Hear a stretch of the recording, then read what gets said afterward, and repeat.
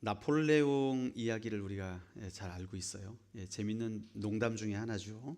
나폴레옹이 이탈리아에 주둔한 오스트리아 군과 이제 전쟁을 하기 위해서 알프스 산맥을 넘어야 됐어요. 그래서 병사들을 거느리고 그 추운 겨울에 알프스 산을 넘습니다. 야, 조금만 참아라. 고지가 보인다 하면서 앞으로 전진하면서 산을 기어 올라가는데 그 추위와 그 위험한 지형과 어려운 상황 속에서 병사들이 수백 명이 죽었어요.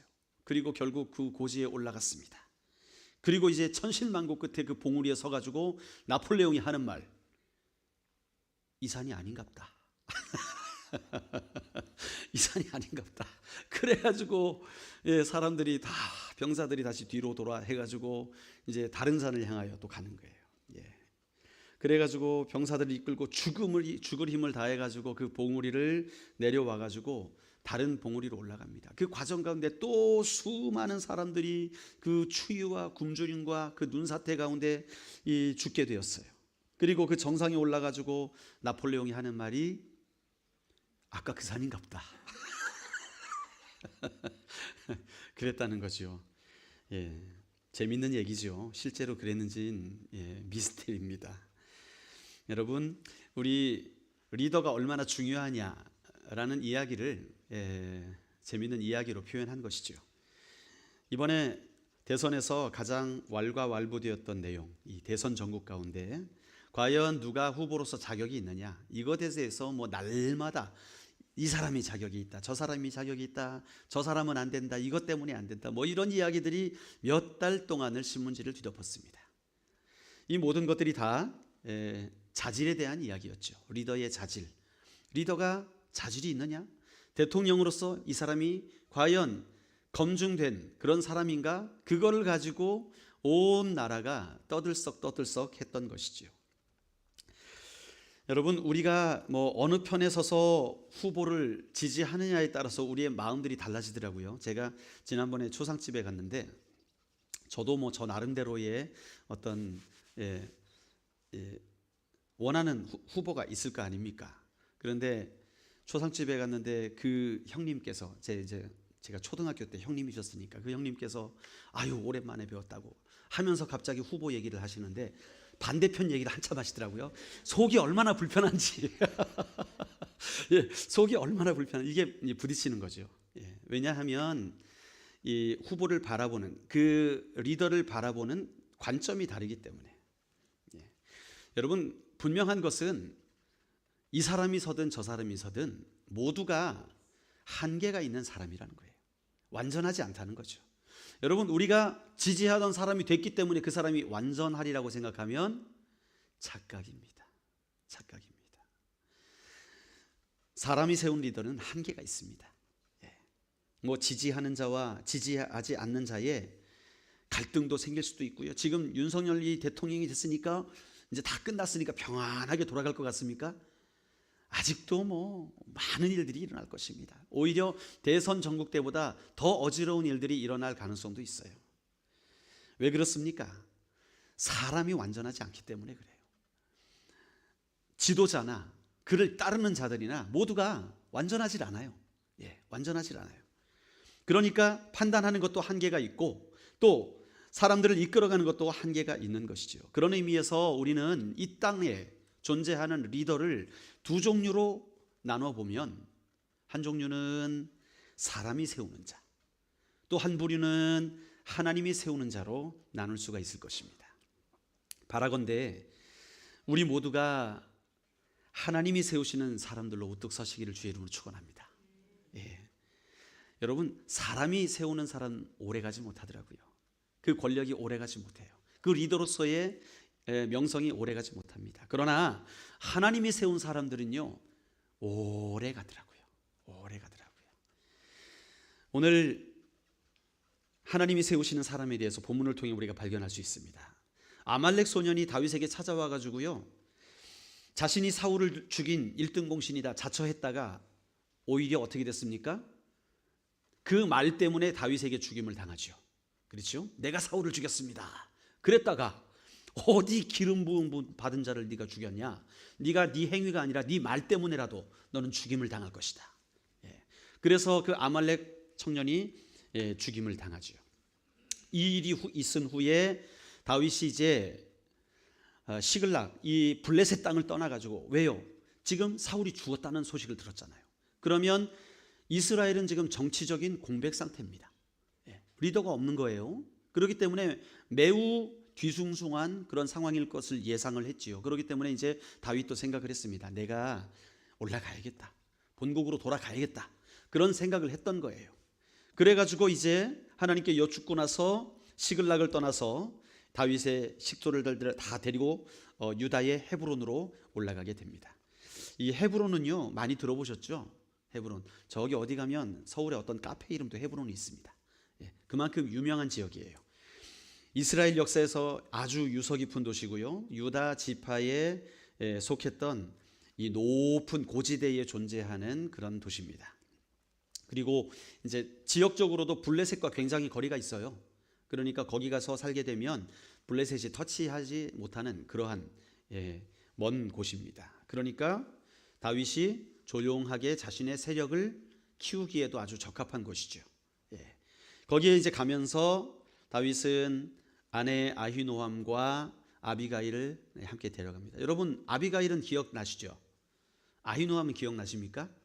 잘 기억이 안 나요. 왜냐하면 성경에서 그냥 결혼했다고만 말하고 별 얘기가 없습니다. 그런데 사실 우리가 역대상을 보면 다윗의 계보를 보게 될 때 이 아히노함이 오히려 이 아비가일보다 먼저 결혼한 게 아니냐, 그렇게 평가를 해요. 왜냐하면 첫째 아들이 아히노함에서 나옵니다. 암논 들어보셨습니까? 나쁜 짓을 한 암논이죠. 자기 이복 여동생을 사모하여서 강간하였던 그 암논, 그가 바로 이 아히노함의 아들이었죠. 어쨌든 이 부인들을 다 데리고 자 헤브론으로 갑니다. 다윗이 돌아왔다는 소식을 듣고 유다 사람들이 집결을 해요. 집결을 해서 헤브론에 다 모여가지고 이가 바로 우리의 왕이다. 다윗이여, 당신이 우리의 왕이 되어 주시옵소서. 그래서 왕으로 추대를 하게 되는데 그 한 계가 바로 유다 지파의 왕이었습니다. 다른 사람들은 안 왔어요. 유다 지파만 모여가지고 다윗을 왕으로 세우게 된 것이지요. 그래서 그 자리에서 바로 대중 앞에서 즉시 즉위식을 하게 됩니다. 그래서 이 헤브론에서 이제 그때부터 7년 반 동안 다윗은 왕으로서 이 유다를 다스리게 돼요. 자, 7년 반을 거기서 다스리게 되는데 북쪽은 그럼 어떻게 됐느냐? 북쪽은 사울이 죽은 이후에 왕이 없었어요. 그렇죠? 왕이 없었고 그 넘버 2가 있었는데 그 누구냐? 아브넬이라는 사람이 있었습니다. 아브넬. 이 아브넬이라는 사람이 사실은 사울이 있을 때의 장군이었던 사람이에요. 그런데 아마 사울이 죽고 나서 이 사람이 정권을 잡았던 것 같아요. 왕으로서 즉위하진 않았지만 군정으로서, 왜 우리나라도 옛날에 군정 시절이 있었지 않습니까? 군인들이 통치하던 시기, 전두환 대통령 때도 그랬고 박정희 대통령도 어떻게 보면 군정으로 출발을 했지요. 그런 것처럼 이 군인이 장악을 하여서 나라를 이끌어갔던 것 같아요. 그 세월이 한 5년 정도 그렇게 지속이 되었던 것 같습니다. 그러다가 이제 5년이 지난 뒤에 아브넬이 이스보셋을 마하나임으로 데려가 가지고 왕으로 세웁니다. 그래서 북쪽의 왕과 남쪽의 왕이 동시에 존재하게 되는 기간이 한 2년 정도 존재하게 돼요. 1년 반에서 2년 정도. 지금 정치적인 상황은 그런 상황입니다. 자, 이제 다윗이 왕이 돼 가지고요, 헤브론의 왕으로서 이렇게 다스리다 보니까 소식이 들려와요. 그러면 사울이 죽임을 당했는데 그를 어떻게 처리했느냐, 그의 시신을 어떻게 했느냐 알아봤더니 길르앗 야베스 사람들, 길르앗 야베스가 사실은 어디냐면요, 유다 지파 쪽에 있는 게 아니라 저 북쪽, 그러니까 갈릴리 지역 살짝 밑에 그 요단강을 중심으로 동쪽에 자리 잡은 땅이 바로 길르앗 야베스거든요.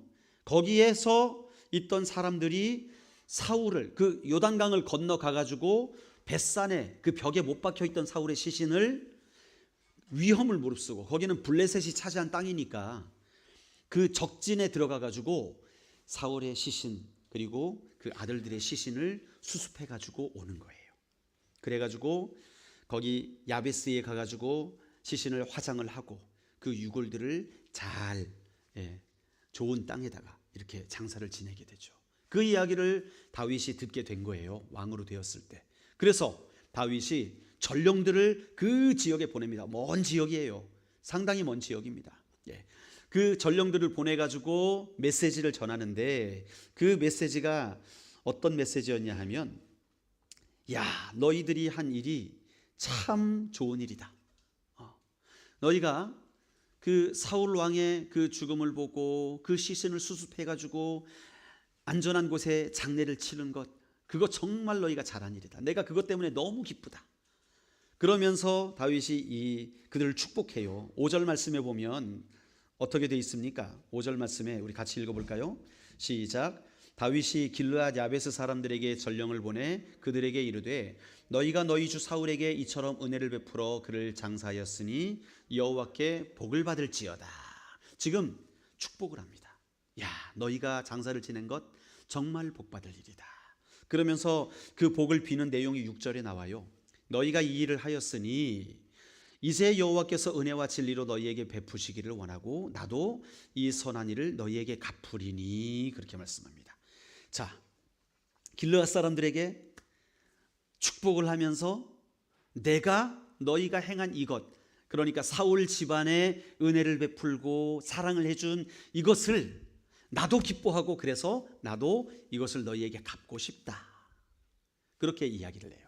이 길르앗 사람들을 지금 이 유다 지파의 왕이 된 다윗이 품고 있는 거예요. 자, 이게 옆에 붙어 있는 그 사람들을 품는 게 아니에요.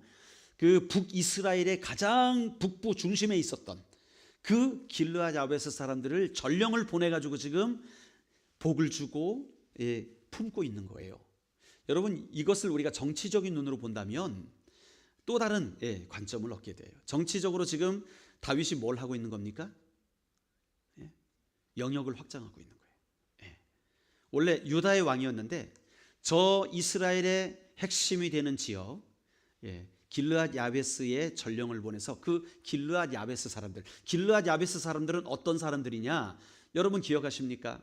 그들이 암몬 족속에게 잡혀가지고 종이 돼가지고 눈이 다 뽑힐 지경이 됐을 때에 그 소식이 사울에 들려져가지고 사울이 온 백성에게 그 소를 잘라가지고 보내가지고 너희가 모이지 않으면 이 소와 같이 될 것이다. 다 모여라. 그래가지고 그들을 구출했잖아요. 그게 바로 길르앗 야베스였거든요. 그러니까 그들은 아주 사울과 굉장히 가까웠던 그런 지역의 사람들이었어요. 그게 길르앗 야베스거든요. 그렇기 때문에 사울이 죽었을 때도 아무도 그 시신을 수습하지 않는데 그들이 가서 사울의 시신을 수습하게 된 것이지요. 그러니까 지금 왕이 없는 상태, 왕이 부재인 상태 가운데 이 길르앗 야베스 사람들의 영향력은 적지 않다고 볼 수 있는 것이지요. 왜요? 사울 집안과 끈끈한 고리가 있기 때문에, 사울 집안과 뗄래야 뗄 수 없는 그런 관계였기 때문에 어떻게 보면 정치적으로 볼 때 길르앗 야베스 사람들은 굉장히 북이스라엘에서는 중요한 위치에 있던 그런 사람들이었습니다. 헤브론의 왕이 되었던 이 다윗이 그 사람들에게 지금 전령을 보내서 그들을 축복합니다. 아마 이 축복하는 것과 더불어서 그는 정치적인 목적이 있었을 수도 있어요. 성경에 나와 있지 않습니다. 그러나 한번 상상을 해보는 거죠. 이제 유다의 왕이 되었지만 그가 장차 이제 이스라엘 전체의 왕이 되어야 하는데 그 과정 안에서 필요한 것이 뭐냐? 사울의 사람들을 포섭하는 것.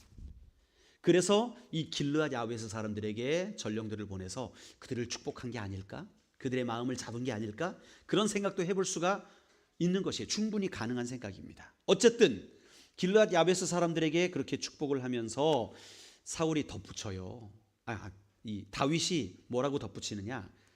내가 너희를 돕기를 원하는데, 갚기를 원하는데 나는 유다의 왕이 되었다. 그렇게 이야기를 하고 있어요. 뭐가 보이죠? 정치적인 약간 느낌이 보이지 않습니까? 나는 유다의 왕이 되었는데 너희에게 은혜를 갚기를 원한다. 그러면 뭐겠습니까? 우리 같은 편이 되었으면 좋겠다. 그렇게 조심스러운 제안을 하고 있는 것이지요. 그런데 다윗 마음대로 되었으면 얼마나 좋겠습니까? 그런데 인생이 그렇지 않은 거예요. 다윗은 아마도 그때 다 길르앗 야벳 사람들이 이 정도 내가 호의를 베풀었으면 길르앗 야벳 사람들이 그곳에서 그러면 당신 우리의 왕도 되어 주십시오 라고 이렇게 해서 교류가 이어지고 이랬으면 하는 마음이 있었겠죠. 그러나 그런 일은 일어나지 않았습니다. 길르앗 야벳 사람들이 만약에 다윗의 편이 되었다면 다윗은 아마 천군만마를 얻는 것 같았을 텐데 그러한 모든 일이 다윗이 원하는 대로 진행이 안 돼요. 어떤 일이 일어나느냐? 그때 아마도 다윗이 왕이 된 지 한 5년 정도 지났던 것 같아요. 그때에 이 군부 독재를 하고 있던 아브넬이 아마 5년간 군부 독재를 하니까 자꾸 백성들 가운데 말이 나왔던 것 같아요. 아니 왕을 세워야 될 거 아니냐, 너는 왕 아니었지 않느냐, 너는 장군이었지 않느냐, 이런 이야기들이 막 올라오죠. 정당성의 문제. 그렇죠? 이 군부 독재 때가 가장 이제 이 찔리는 게 뭐냐면 정당성의 문제거든요. 군부 독재는 대부분 구테타를 통해 이루어지니까. 아브넬은 구테타는 아니었지만 왕이 부재한 상태에서 자기가 정권을 잡은 것이었어요. 그럼에도 불구하고 정당성은 부족한 거죠. 그는 왕이 아니었기 때문에. 자, 그러니까 사람들에게 이런 말 저런 말들이 스물스물 나오기 시작했던 것 같아요. 왕을 세워야 되지 않느냐, 아브넬은 왕이 아니지 않느냐. 자, 그래서 아브넬이 고민하다가 결국에 사울의 집안에서 이스보셋을 데리고 옵니다. 자, 요나단의 아들이에요.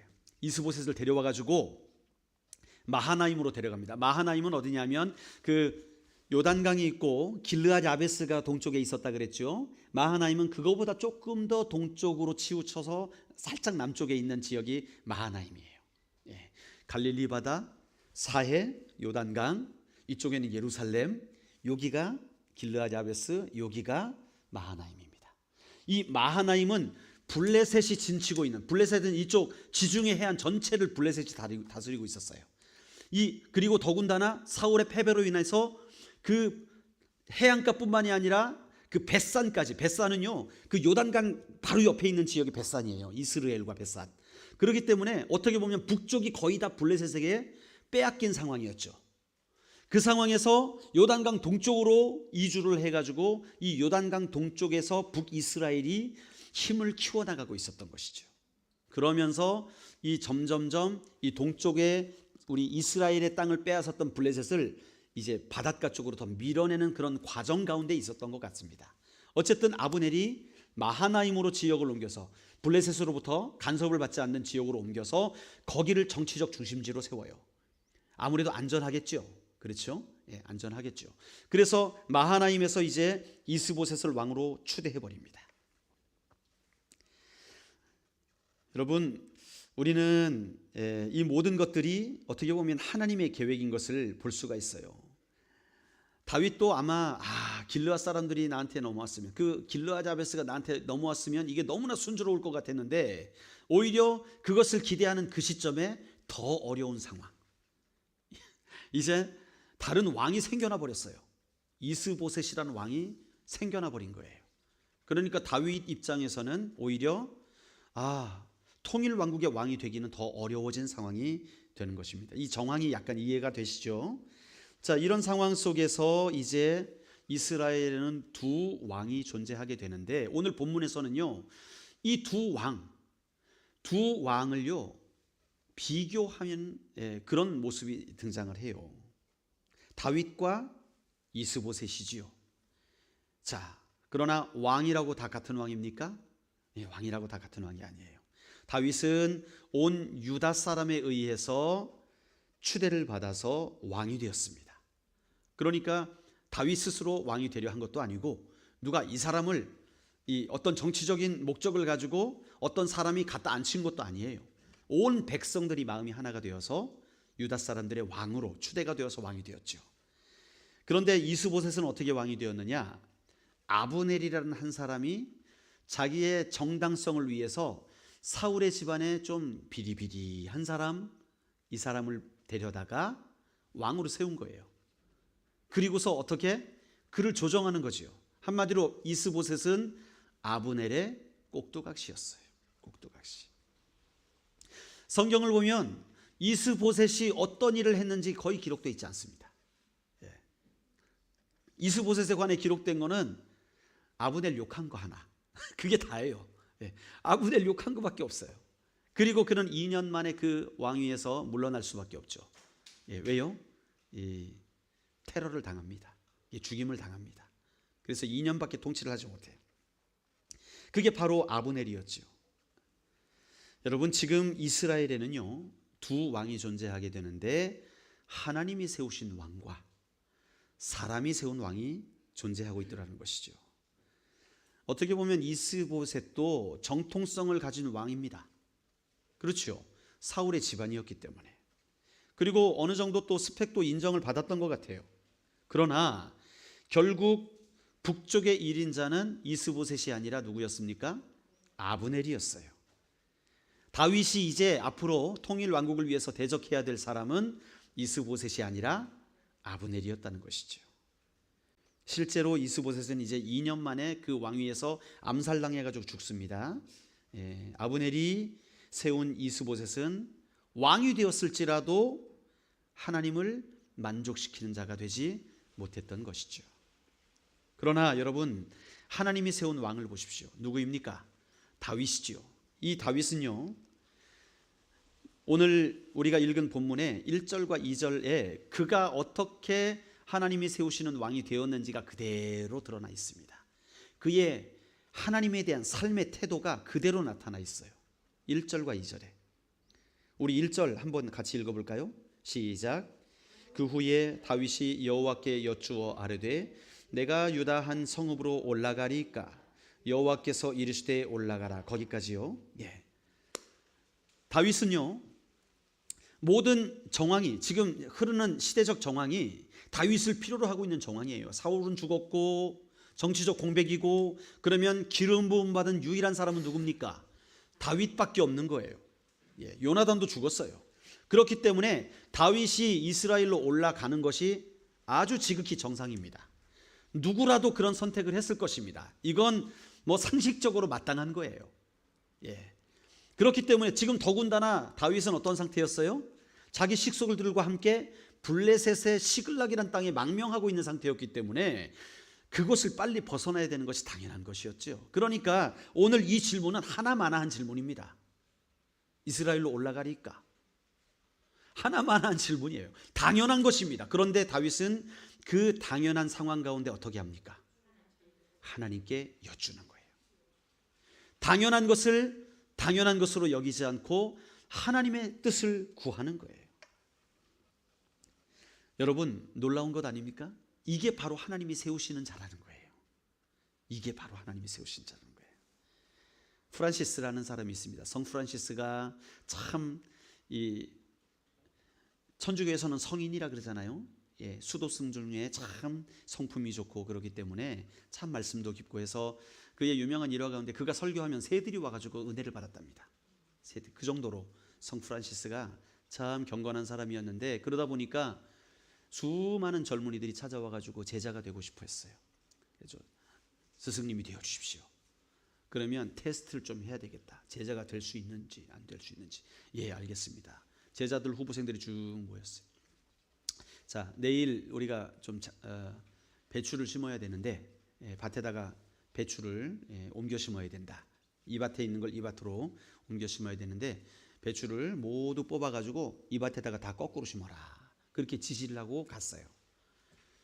그래서 알겠습니다 하고 제자들이 서로 막 보는 거예요. 왜요? 거꾸로 심어라 그랬으니까. 가만히 있자. 지금 바빠가지고 우리 프란시스 스승님이 바빠가지고 좀 말을 잘못하신 것 같구나. 그래가지고 대부분 배추를 똑바로 다 심어놓은 거예요. 옮겨 심으라 그랬으니까. 이쪽 밭에서 이쪽 밭으로 배추를 다 옮겨 심었는데 딱 한 사람이 자기가 뽑은 배추를 다 거꾸로 심어놨어요. 아이고 미련아, 배추를 거꾸로 심으면 다 죽지. 그래가지고 되겠냐. 그 선생님이 착각하신 거지. 그렇게 하면 안 된다고. 똑바로 심으라고. 아니라고. 나는 그냥 거꾸로 심을 거라고 해가지고. 나중에 그 다음날 프란시스가 와서 밭에 가봤더니 나머지는 다 파릇파릇하게 배추들이 다 잘 자라고 있고, 그 거꾸로 심은 배추는 어떻게 되겠습니까? 시들시들 해가지고 축 처져 있는 거예요. 그래가지고 프란시스가 불렀어요. 누가 이랬나? 이거 이래놓은 사람 나와. 이 거꾸로 심은 사람 나와. 그러니까 그 한 명이 탁 나오는 거예요. 그래서 너 왜 거꾸로 심었나? 그러니까 이 스승님께서 거꾸로 심으라고 해서 거꾸로 심었습니다. 내가 거꾸로 심으라고 거꾸로 심나? 그러니까 예. 그래서 오냐 너만 제자로 삼겠다. 그래가지고 그 사람이 프란시스의 제자가 되었다는 거예요. 무엇을 말합니까? 예, 여러분, 하나님이 세우시고자 하는 사람은 하나님의 뜻대로 움직이는 사람이죠. 그렇죠? 하나님이 무엇을 의도하시는지, 하나님이 어디를 향하시는지 그것을 늘 물어서 여쭙고 그대로 순종하는 사람, 그 사람이 바로 하나님이 세우시는 자라는 거예요. 여러분, 이거 놀라운 진리입니다. 우리 그리스도인들은요, 그래서 상식대로 살아가는 자가 아닙니다. 아멘이십니까? 우리 그리스도인은요, 상식을 따라 살아가는 자들이 아닌 거예요. 왜요? 하나님은 우리의 상식 안에 제한되지 않는 분이기 때문에 그런 거예요.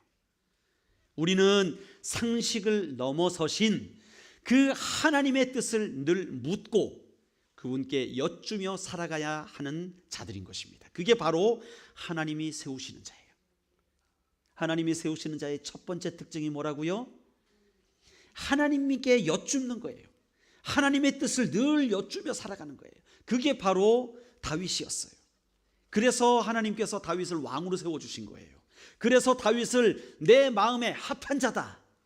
배추를 거꾸로 심어도 그렇지, 상식대로 안 하는 거예요. 내가 시키는 그대로 하는 거예요. 그러니까 하나님께서 다윗을 기뻐하시는 거예요. 다윗의 앞날에 장애물이 되는 사울, 그리고 왕국을 엉망으로 만들어버리고 땅도 다 빼앗겨버린 그 사울, 정치적으로도 개판이었고 성품도 개판인 그 사울 죽일 기회가 있었어요. 그러나 안 죽입니다.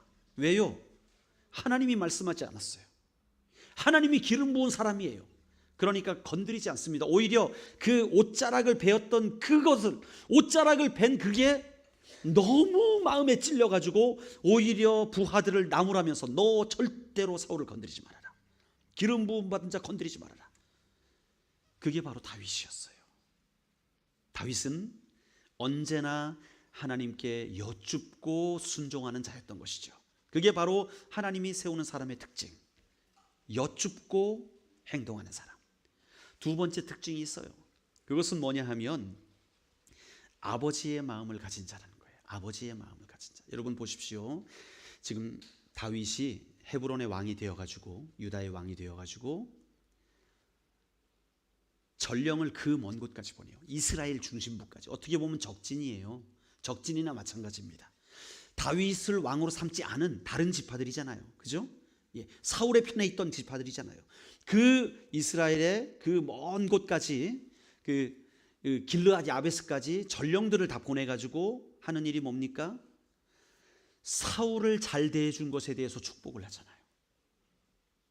사울은요, 다윗의 적아니었습니까? 다윗을 죽이려고 한 사람 아니었습니까? 어떻게 보면 다윗 인생에 있어서 1번으로 제거되어야 될 사람이 바로 사울이었거든요. 이건 하나님의 관점으로 볼 때나 사람의 관점으로 볼 때나 동일한 거였어요. 예, 사울은 장애물이었고 하나님께도 버림받았던 사람이었어요. 그럼에도 불구하고 다윗은 어떻습니까? 그 사울을 함부로 하지 않습니다. 다윗이 사울을 함부로 하지 않았던 유일한 이유가 뭘까요? 사울이 장인어른이라. 미가를 줬으니까 장인어른이라 그런 걸까요? 아닙니다. 다윗은요, 그의 마음이 온통 하나님의 마음에만 관심이 있었어요. 네. 여러분, 우리 시편을 보면 알 수 있어요. 모든 이 다윗이 기록한 시편을 보면요, 그가 날마다 얼마나 하나님을 사모했는지, 아침에 주의 인자하심을 나타내시며 밤마다 주의 성실하심을 베풀미 좋으나이다. 하나님이여, 내가 주를 사모하나니, 내가 주님을 원하니, 정말 내가 주님을 너무나 사모하여서 내 심장이 녹고 내 뼈가 녹습니다. 그런 고백을 해요. 다윗은요, 하나님의 마음을 알기 위하여서 날마다 아침마다 저녁마다 주님의 말씀을 묵상하고 주의 율법을 묵상하고, 그게 바로 다윗의 삶이었어요. 그 험한 광야길로 도망 다닐 때에도 그가 하나님, 나에게서 주의 신을 멀리하지 마옵소서, 내게 주의 은혜로 날마다 채워주시옵소서 라고 고백하며 살아갔던 것이 바로 다윗이었어요. 한마디로 말해 다윗은요, 아버지의 마음을 알길 원하는 자였고 또 그 아버지의 마음을 품은 자였습니다. 이게 바로 하나님이 세우시는 자라는 거예요. 그렇기 때문에 사울의 죽음을 그는 가벼이 여기지 않았던 것이죠. 그래서 그 먼 곳까지 그 희생을 감수하면서까지 전령들을 보내서 사울을 장사했던 길르앗 야베스 사람들을 축복하며 그 사울의 슬픔에 동참하였던 것을 우리가 볼 수 있게 되는 것이죠. 여러분, 이 시대에 하나님의 세운 사람들이 필요합니다. 특별히 2022년을 우리가 바라보면서 살아가면서 하나님 이 시대 가운데 정말 지도자다운 지도자를 찾기 힘든 세상이 되어버렸어요. 여러분, 요번에 그 대선 결과 이후에도 그렇고 이전에도 그렇고 왜 이 사람을 찍었습니까? 라는 이제 그 여론조사를 했더라고요. 왜 1번을 찍었습니까? 왜 2번을 찍었습니까? 이런 여론조사를 했는데 그 중에 상당히 많은 사람들이 차선의 악을 택했다는 거예요. 차선의 악. 차선의 악, 차악이죠. 차선이 아니라 차악을 선택했다는 거예요. 최선을 선택한 게 아니라 차악을 선택했다는 거예요. 저 사람이 내가 생각할 때 이 사람보다 더 악하니까 그것보다 덜 악한 사람을 선택했다는 거예요. 여러분, 슬픈 상황 아닙니까? 슬픈 상황입니다. 어떻게 보면 이 나라에 믿을 만한 지도자가 있느냐라는 질문을 할 수밖에 없는 그런 상황인 것이죠. 여러분, 이런 상황 속에서, 이런 시대 가운데서 정말 하나님이 필요로 하시는 사람이 어떤 사람이냐? 오늘 이 다윗과 같은 사람을 필요로 하신다는 거예요. 하나님이 세우시고자 하는 사람, 물론 사람들 앞에 신실해야죠. 거짓말 찍찍하고 하면은 신실하지 않잖아요. 사람들 앞에도 신실해야겠지만 그보다 하나님께서 바라보시는 것이 무엇이냐? 첫 번째, 하나님의 뜻을 끊임없이 구하는 사람. 그래서 여쭙는 거예요. 하나님, 내가 유다로 올라가리까? 올라가라. 그러면 올라가면 될 거 아니에요. 그런데 그는 또 어떻게 합니까? 1절 하반절에 어디로 올라가리까? 헤브론으로 가라. 여러분, 이 말은요 정말 중요한 말입니다. 유다로 올라가라. 올라가라. 그러면 명령이 떨어진 거 아니에요. 그러면 우리 나름대로 좋은 곳으로 그냥 올라가면 될 거라고 생각하지만 다윗은 그렇게 하지 않았습니다. 어디로 올라가리까? 정말 하나님이 원하시는 게 뭐냐고 묻는 거예요. 그렇죠? 그냥 내가 하나님이 원하시는 것에 내가 원하는 것을 적당히 섞어가지고 아이고 그냥 이렇게 내가 원하는 게 하나님도 원했으면 좋겠네 하고 바라는 게 아니었어요. 다윗은 정말 하나님이 바라시는 바로 그것을 하기를 원했던 것이죠. 그렇기 때문에 그는 하나님께 올라가리까? 올라가라. 응답을 받았음에도 불구하고 또 질문을 하는 거예요. 어디로 가리까? 헤브론으로 가라. 바로 이것입니다. 하나님은요 무엇보다 하나님의 뜻을 원하는 바로 그 사람을 세우기를 원하세요. 또 하나님은요 무엇보다 아버지의 마음을 품고 살아가는 사람을 원하신다는 것이죠. 여러분, 이 두 가지를 기억하시길 바랍니다. 우리가 하나님의 사람으로 세워지기 위해 가장 필요한 두 가지가 있다면 바로 이것입니다. 하나님의 뜻을 원하고 있는가? 그리고 아버지의 마음을 가지고 있는가? 이 두 가지. 여러분, 삶에서 가장 중요한 것은 어떻게 보면 때를 분별하는 일입니다. 모든 일에는 적기가 있기 때문이죠. 그러나 다윗은요 그 자신의 때를 스스로 분별하여 결정하지 않았습니다. 그 모든 순간에 자신에게 이때가 그때구나 라고 생각되는 바로 그 순간에도 다윗은 어떻게 합니까? 하나님, 지금이 그때입니까? 하나님, 제가 지금 올라가야 됩니까? 하나님, 제가 어디로 올라가야 됩니까? 그 모든 것을 하나님께 여쭙는 거예요. 그러면 여러분들 가운데 질문을 하죠. 목사님, 우리도 여쭙는데 주님이 대답을 안 하세요. 우리도 여쭙는데 주님이 대답을 안 해주세요. 왜 그럴까요? 그것은 다른 문제가 아닙니다. 때가 안 돼서 말씀하시지 않는 게 아니라 관계의 문제입니다. 무슨 문제라고요? 관계의 문제. 여러분, 전도할 때 왜 사람들이 외면하고 지나가는지 아십니까? 노방 전도할 때 저는 시간이 지나면 안 그럴 줄 알았어요. 근데 시간이 지나도 외면하고 지나가요. 왜 그런지 아십니까? 관계가 형성되어 있지 않기 때문에 그런 거예요. 제가 생기기에 못생기고 뿔나가지고 사람들이 피하는 게 아니라 관계가 형성 안 되어 있는 사람이 갑자기 말 붙이니까, 여러분이라면 안 그러시겠어요? 그죠? 저라도 그러겠더라고요. 저랑 아무 상관도 없고 처음 보는 사람이 갑자기 얼굴 들이밀면서 교회 다니세요? 예수 믿으세요? 물어보면 기분 나쁘죠. 당연한 겁니다. 그러나 그걸 뚫고 나가기 위해서, 그래서 관계를 맺기 위해서 이걸 시도하는 거지만, 사실 그 관계 형성이 되지 않는 상태에서는요, 어떤 대화도 이루어질 수가 없어요. 어떤 마음도 나누어질 수가 없는 거예요. 마찬가지로 우리가 하나님과 어느 정도 관계 설정이 되지 않는 상황 속에서 일방적으로 하나님한테 구한다고 해서 그분이 말씀하시겠습니까? 아니죠. 그러므로 중요한 건 뭡니까? 우리의 일상 가운데 늘 하나님과 함께 대면하는 시간이 필요하다는 거예요. 왜요? 관계는 시간을 통해 이루어지기 때문에 그렇습니다. 관계는요, 시간을 통해 이루어지는 거예요. 친밀하다라고 표현하는 건 뭡니까? 그 사람과 익숙하게 지냈고 그 지내는 시간 동안에 서로 좋은 감정을 가지고 있을 때 그걸 친밀하다고 표현하는 것이죠.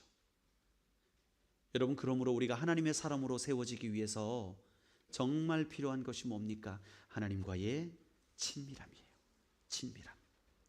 여러분은 우리 하나님과 친하십니까? 아멘. 이게 우리의 소원입니다. 그런데 하나님이 말씀하세요. 진짜? 그럼 골치 아픈 거죠. 우린 친하다고 생각했는데. 왜요? 주일마다 예배 드렸는데요.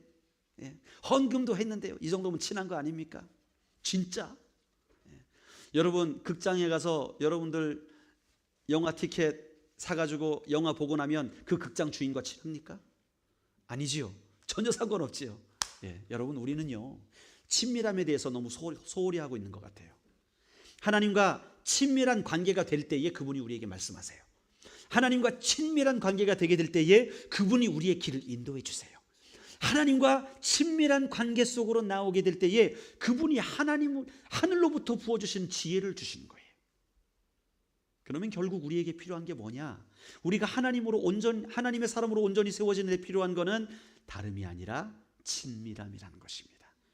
첫 번째도 그렇고 두 번째도 그렇고, 첫 번째, 우리가 하나님의 뜻을 아는 것, 그것도 친밀함을 통해 알 수 있는 거예요. 또 아버지의 마음을 품는 것, 그것도 뭘 통해 가능해요?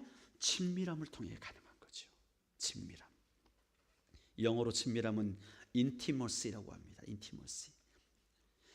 여러분의 삶 가운데 그 하나님의 친밀함이 함께 하시길 바랍니다.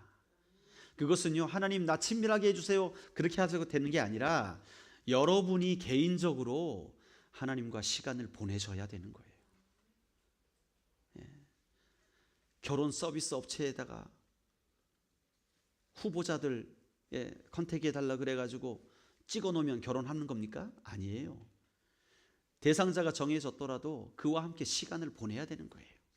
그래야 관계가 형성이 되고, 그래야 대화가 나누어지고, 그래야 마음이 나누어지고, 그래야 그분을 알게 되고 친밀하게 되는 것이죠. 여러분, 이제 우리의 신앙생활의 방향을 친밀함으로 돌리시기를 주의 이름으로 축원드립니다. 그러면 우리가 나누었던 이 나머지 것들은요, 저절로 되게 되는 거예요. 저절로. 아까 우리 캄보디아 선교사님의 말씀, 잠시 나눈 말씀 기억나시죠? 교회 안에 어떤 사람이 너무나 많더라고요. 하나님을 사랑하지 않으면서 계명만 지키는 사람이 많더라고요. 열심히 뭔가를 지키고 열심히 종교 생활을 하는데 하나님과 안 친해. 하나님의 사랑을 몰라. 그러면 아무것도 아니라는 것이죠. 여러분, 우리가 이 하나님과의 관계를 회복하시기를 우리 주님의 이름으로 축원드립니다. 그러면 어떻게 해야 됩니까? 그분이 뭘 원하는지를 우리가 알아야 되지 않을까요? 아버지, 당신의 마음이 있는 곳에 나의 마음이 있기를 원합니다. 당신의 눈물이 고이는 곳에 나의 눈물이 고이길 원합니다. 당신이 바라보는 그 영혼에게 나의 두 눈이 향하길 원합니다. 당신이 울고 있는 그 어두운 땅에 나의 두 발이 향하길 원합니다. 이거 가사 좀 찾아줄 수 있어요? 아버지, 당신의 마음이 있는 곳에. 여러분, 우리가 이러한 마음, 이러한 고백을 가지고 주님과 교제하기 시작한다면 주님은 우리에게 가까이 오실 줄로 믿습니다. 그래서 주님이 원하시는 것들을 우리에게 말씀해 주실 거예요. 주님의 마음을 우리에게 알게 해 주실 거예요. 내가 무엇을 원하는지, 내가 너희가 무엇을 하길 원하는지를 알려줄 것이다. 주님이 우리에게 그렇게 다가오실 줄로 믿습니다. 이제 우리에게 필요한 건 뭡니까? 우리가 하나님께 더 가까이 나가는 것이죠. 그래서 말씀과 기도와 예배를 통해서 사랑하지 않고 계명만 지키는 자 되지 말고 주님을 뜨겁게 알아가고 뜨겁게 사랑하는 그 믿음의 사람이 되게 될 때 하나님은 우리를 높이 세우시게 될 줄로 믿습니다. 우리 함께 찬양하고, 오늘 제 역할이 많네요. 반주 부탁합니다 하면 나와야 되는데 제가 하겠습니다. 또 정말 이 찬양의 가사처럼 우리가 아버지의 마음이 있는 곳에 아버지의 나의 마음이 있길 원합니다. 아버지, 당신의 눈물이 고인 곳에 나의 눈물이 고이길 원합니다. 우리 함께 찬양드립시다.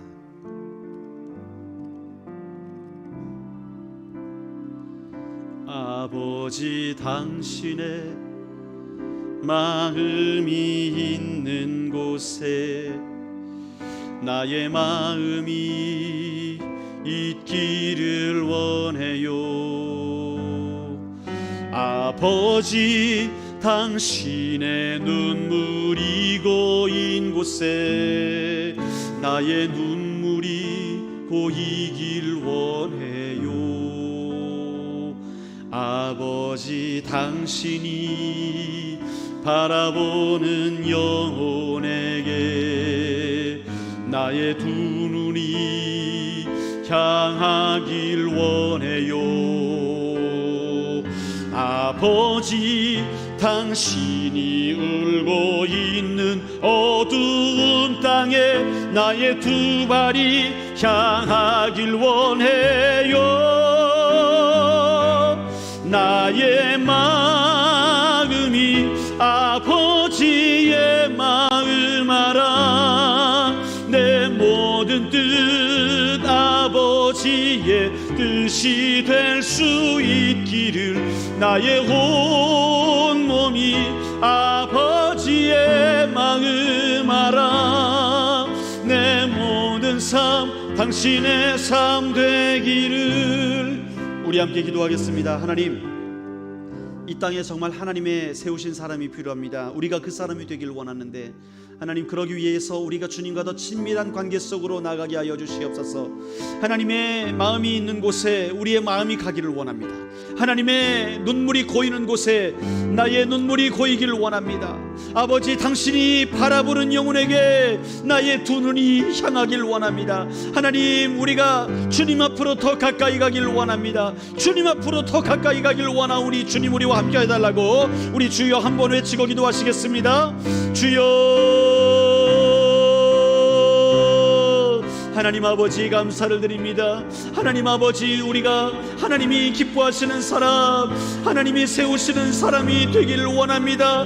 하나님, 정말 다윗과 같이 하나님이여 정말로 주님의 아버지 하나님이여 그 친밀한 관계 속에 나가는 자가 되기를 원합니다. 날마다 주님을 묵상하며 나아가 가게 될 때 하나님이여 정말로 주님의 사랑이 우리에게 강같이 흐르게 하여 주시길 원합니다. 하나님이여 정말로 주님이 아파하시는 그것을 내가 아파하며, 아버지 하나님이여 기뻐하시는 것을 내가 기뻐하며, 주님이 아버지 하나님이 원하시는 것을 힘을 다하여 행할 수 있는 주의 사람 되게 하여 주시길 원합니다. 하나님, 오늘 이 시간 우리와 평의 모든 성도들에게 기름 부으시사 우리 모두가 하나님의 세우시는 그 귀한 한 사람 한 사람이 될 수 있도록 인도하여 주시옵소서. 인도하여 주시옵소서. 주님 감사드립니다. 주님 감사드립니다. 하나님 아버지 감사드립니다. 오늘 이 시간에도 하나님 말씀을 통하여 우리에게 세계를 열어주시니 감사를 드립니다. 하나님, 다윗과 같이 우리가 하나님의 사람으로 세워지기를 원합니다. 그러기 위해서 하나님, 우리 안에 아버지의 마음이 있게 하여 주시옵소서. 뿐만 아니라 상식대로 판단하고 행동하는 삶을 살아가는 것이 아니라 아버지께 늘 묻고 주님을 구하며 주님의 뜻을 구하며 나아가는 자들 다 되게 하여 주시길 원합니다. 하나님, 그 어떤 것보다 하나님이 기뻐하시는 그 일을 행하기 위하여서 늘 주님과 친밀한 관계 속으로 달려갈 수 있는 주의 백성들 될 수 있도록 인도하여 주시옵소서. 오늘도 주님의 은혜가 우리의 삶 가운데 강같이 흐르길 원하오니 주님의 그 인자하심과 자비하심으로 우리를 인도하여 주시옵소서. 예수 그리스도의 이름으로 기도드리옵나이다.